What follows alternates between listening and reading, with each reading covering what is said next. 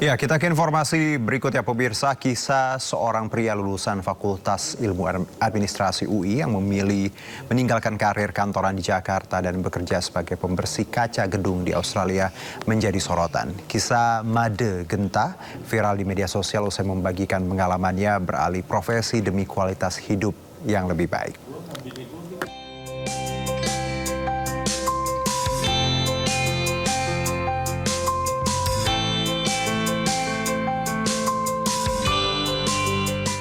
Made Genta Pramana, lulusan Fakultas Ilmu Administrasi Universitas Indonesia, membagikan kisah perjalanannya beralih profesi dari pekerja kantoran di Jakarta menjadi pembersih kaca gedung di Australia melalui media sosialnya.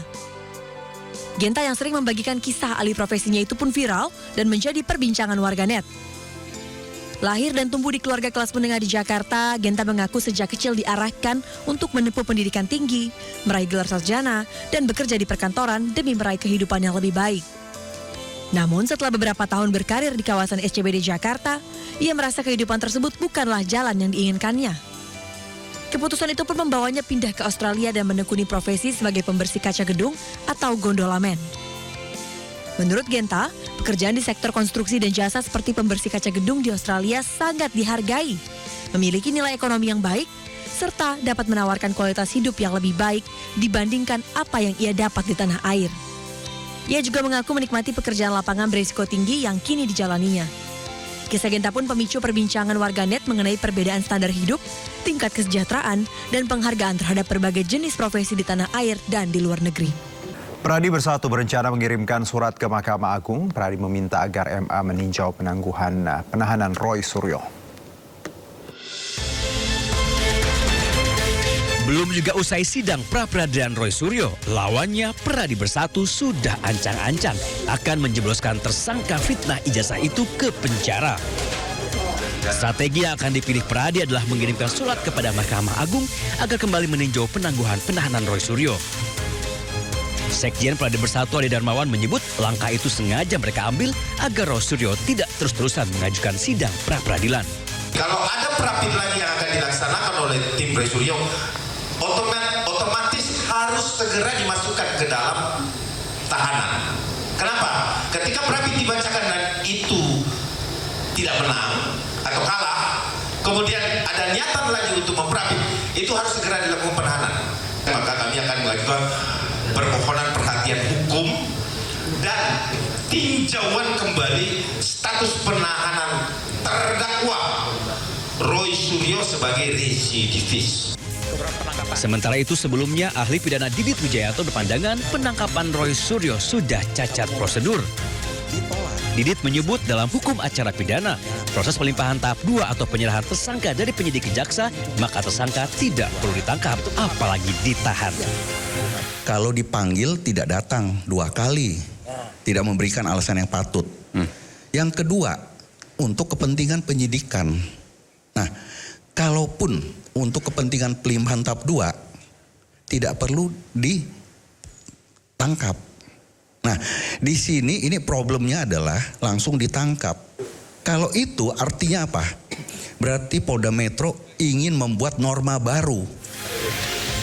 Jumat 19 Juni, 2 tersangka fitnah ijazah Jokowi, Roy Suryo dan Dr. Tifa ditangkap Polda Metro Jaya. Keduanya sempat jalani perawatan di Rumah Sakit Polri sebelum dilimpahkan ke Kejaksaan Negeri Jakarta Selatan. Kejaksaan Negeri Jakarta Selatan kemudian memutuskan menangguhkan penahanan keduanya. Tak terima dengan penangkapan Polda Metro Jaya, Roy kemudian ajukan sidang pra-peradilan. Tim Liputan iNews melaporkan. DPR RI menampung aspirasi Majelis Ulama Indonesia untuk membentuk rancangan undang-undang pidana tentang lesbian, gay, biseksual, dan transgender atau LGBT. Sementara itu wacana pemberantasan LGBT menuai beragam tanggapan dari masyarakat.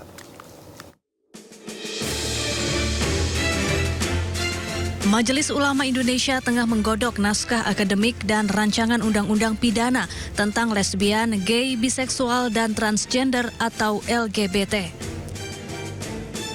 Wakil Ketua Umum MUI Kholil Nafis menegaskan langkah hukum ini diambil karena imbauan moral dinilai sudah tidak mempan membendung fenomena penyimpangan seksual di Indonesia.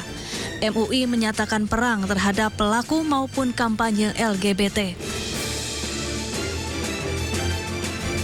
Adapun rancangan undang-undang pidana untuk memberantas perilaku LGBT di Indonesia mendulang beragam tanggapan dari masyarakat.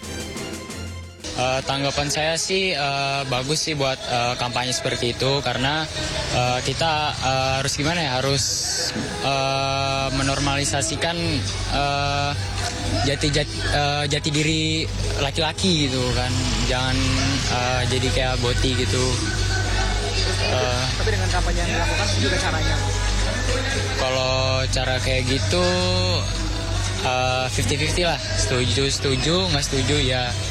Karena mungkin bisa menyakiti hati orang lain juga. Jadi dengan kampanye yang disuarakan, Setuju saya. Jadi bisa masyarakat bisa mengetahui apa dampak dari bot ini juga dan menjadi integritas kita untuk mengenalkan sebenarnya gender kita itu apa sih. Untuk kampanye berantas botis menurut saya oke ya, since LGBT di Indonesia kan masih belum diperbolehkan ya, masih ilegal. Cuman mungkin caranya kali ya Mas, nggak yang lindas boti atau apa anarkis banget. Cuman mungkin bisa baik-baik atau pengarahan kayak kalau nemu orang yang agak-agak boti bisa mungkin diluruskan atau dibilang baik-baik gitu. Ya, tapi jangan anarkis juga sih, kan manusia juga ya walaupun boti. Sementara itu DPR telah menampung aspirasi MUI untuk memberantas LGBT dan akan membahasnya. Tim Liputan iNews melaporkan. Sebelumnya Presiden Prabowo Subianto resmi memasukkan penyebaran budaya LGBTQ sebagai ancaman non-militer. Hal tersebut ditetapkan dalam Peraturan Presiden atau Perpres nomor 111 tahun 2025.